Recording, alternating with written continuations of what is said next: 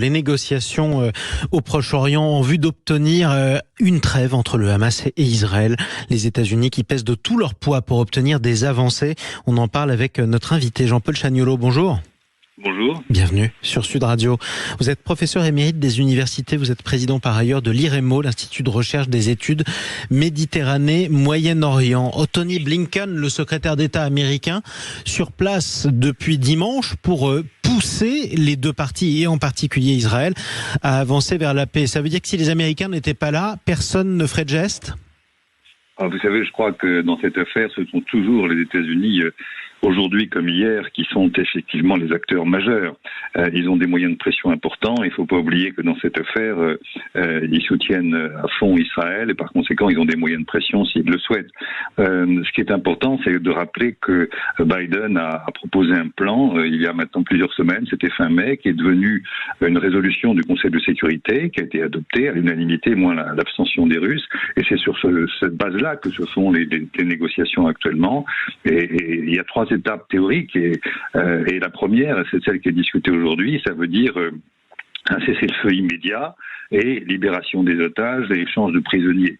Ça, c'est le premier pas de cette première étape, mais c'est là-dessus que sans doute pas mal de choses encore sont difficiles à mettre en œuvre parce que il s'agit de savoir, par exemple, quels sont les prisonniers qui seront palestiniens qui seront libérés, s'ils le sont. Et puis il y a aussi la dimension très importante qui est critiquée par le Hamas, qui est dans cette étape, il y a un retrait des forces israéliennes des zones peuplées de Gaza. C'est la formule du texte. Et là-dessus, les Israéliens ont fait d'autres contre-positions qui ne vont pas au Hamas. Donc on est dans cette espèce de discussion où il y a un certain nombre de points sur lesquels on est d'accord, sur le cadre général. Et ensuite, dès qu'on va dans les détails qui sont des détails fondamentaux, ça bloque.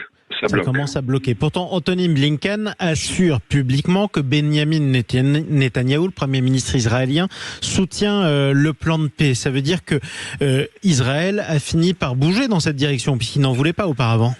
Oui, vous avez raison. Israël a bougé, mais sur le point précis, pour prendre un exemple dans le temps que nous avons, la question du retrait des forces israéliennes des zones peuplées, ça c'est le texte.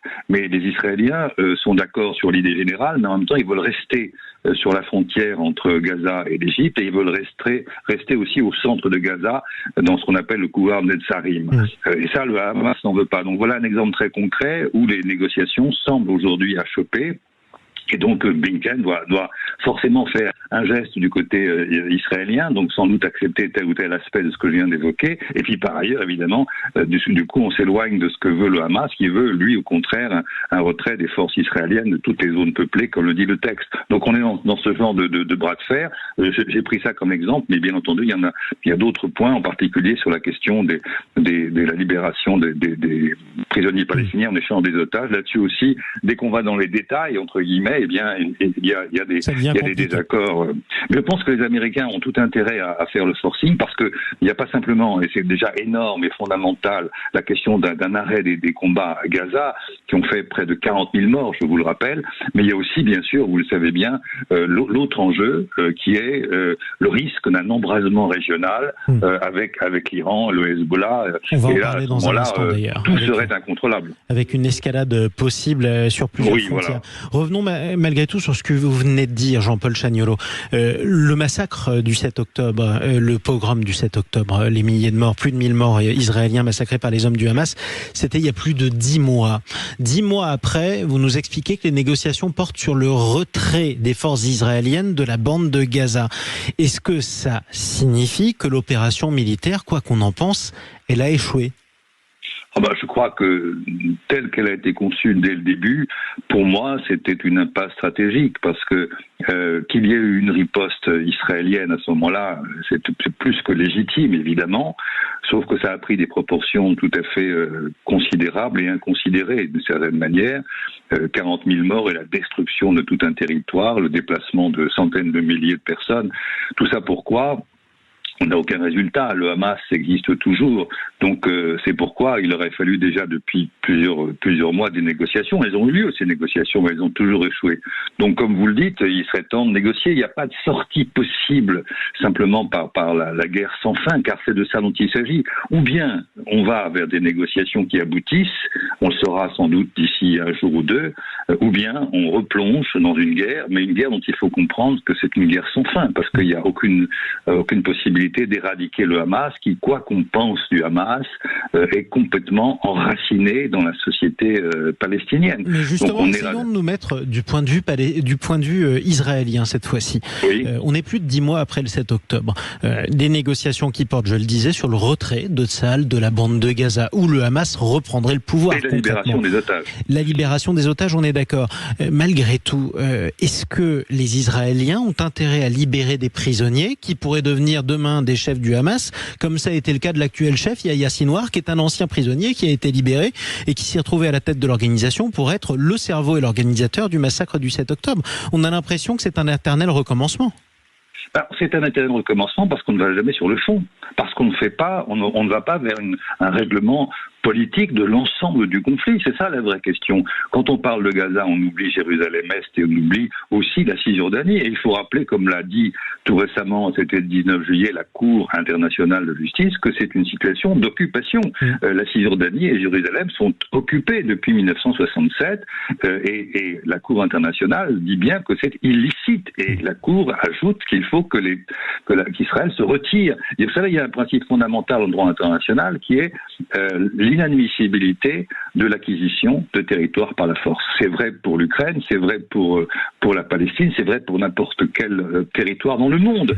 Donc évidemment, tant qu'on n'aura pas eu le courage politique de faire un vrai règlement sur le fond, eh bien tout ce que vous dites va se reproduire, bien entendu. Autrement dit, d'ailleurs dans le plan, il faut souligner dans le plan dont je parle, qui est cette résolution du 10 juin, on parle de la première étape, mais la troisième étape, elle va vers la tentative d'un règlement sur le fond. C'est tout à fait explicite et le texte se termine par la nécessité d'avoir 2 États.